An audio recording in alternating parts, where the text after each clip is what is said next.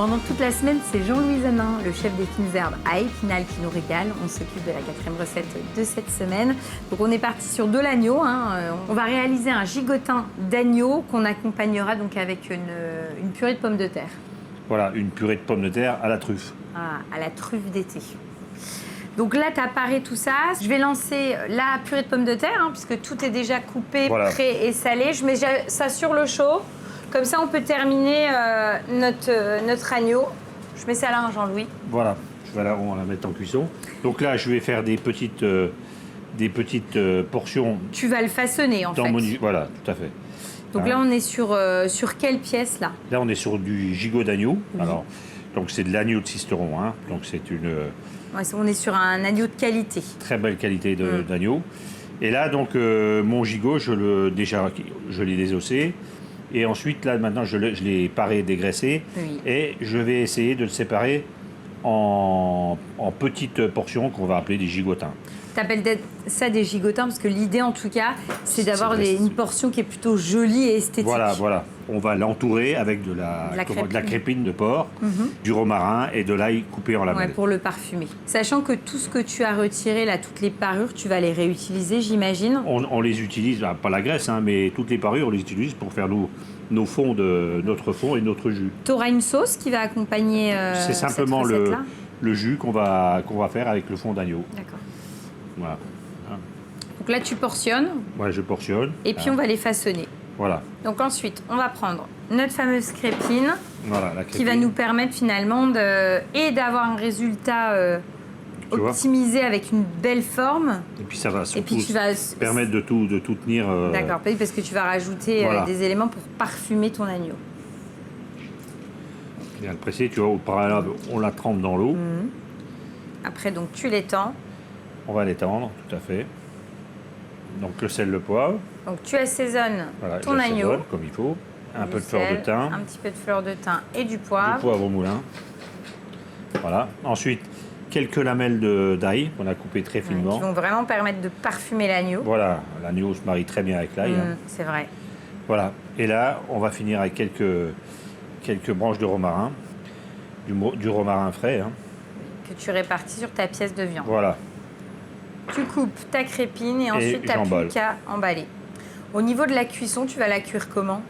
Alors on va le cuire dans une poche sous vide à 58 degrés pendant 1h30. Si moi à la maison j'ai pas ça, je fais comment? Tu prends... Alors maintenant tu sais qu'on vend des petits thermoplongeurs ménagers et ça te permet de faire exactement la même chose. Tu peux prendre un sachet plastique que tu replies comme il faut. Tu peux avoir à peu près la même étanchéité, tu vois. D'accord. Tu savais bien que c'est qu'une pince à linge et tu le cuis comme ça dans le... Nous, on va le mettre sous vide pour plus d'efficacité.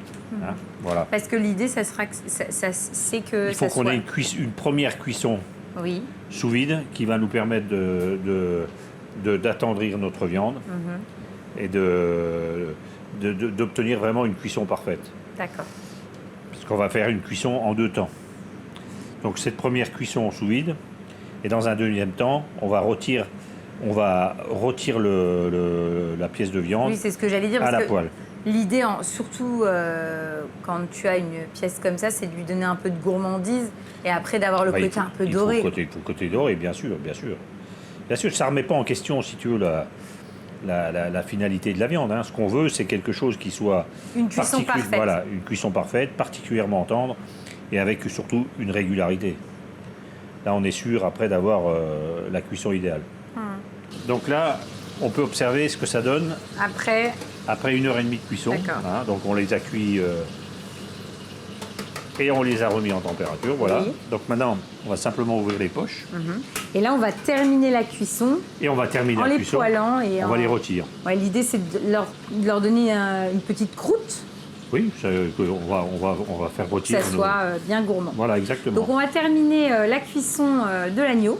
Après, on terminera notre purée avec la truffe. Voilà, et après, on n'aura plus qu'à dresser puisque le jus est déjà prêt. Voilà, exactement. Et donc, dressage et surtout dégustation. Ouais, tu vois, grâce à la crépine, notre gigotin est resté bien compact.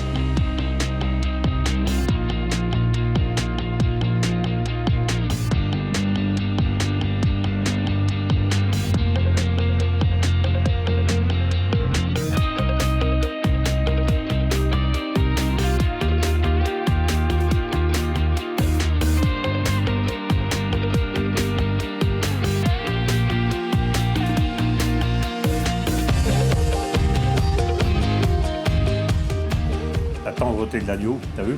C'est top. Franchement, c'est une très très bonne recette. L'agneau est excellent, c'est vrai que la cuisson est parfaite. On est vraiment dans une recette voilà, qui est gourmande, hein, de la pomme de terre, des petites brisures de truffes, et puis la cuisson de l'agneau. C'est vrai que pour les amateurs d'agneau, c'est une recette, tu te régales et tu te fais vraiment plaisir. Là, c'est sûr, c'est sûr. Ouais.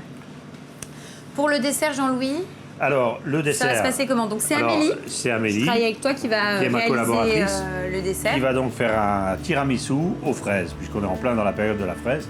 Donc on va faire un délicieux tiramisu aux fraises. Voilà. Donc elle va reprendre le tablier.